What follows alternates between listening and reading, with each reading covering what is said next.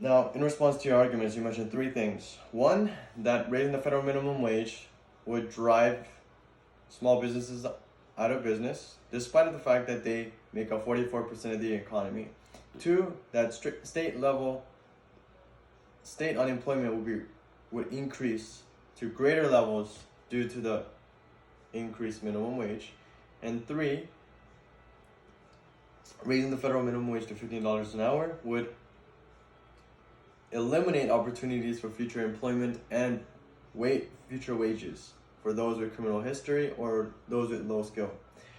However, I'd like to state that by raising the federal minimum wage to $15 an hour would provide these community workers and those with low skill or with criminal history with the opportunities to work themselves to earn that base level of security and minimum standard of living.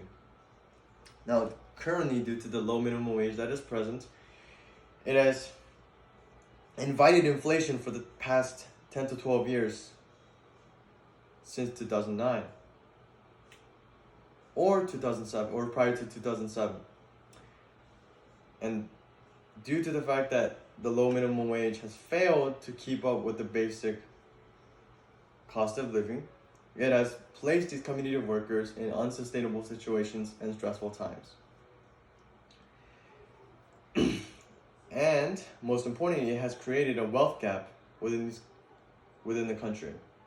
And the wealth gap is greater in the US than any other peer country that we know. Now, another thing to complement that truth is that as of 2016, the top 5% of the wealthiest families held 243 times more wealth as those wealthy families in the second quintile.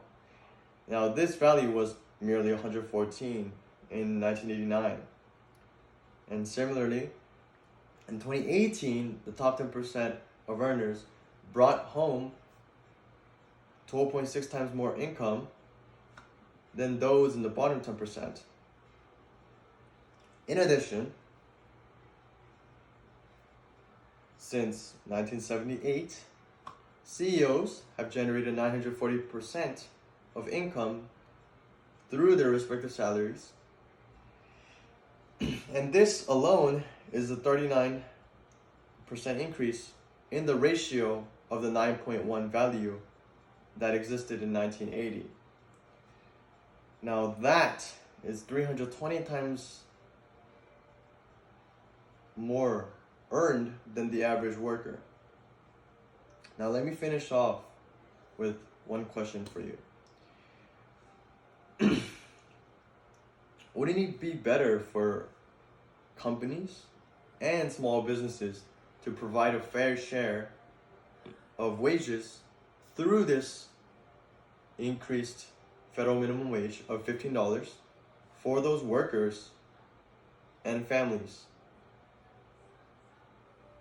and help alleviate the pressures on the government welfare program supporting these families in need, than trying to mitigate costs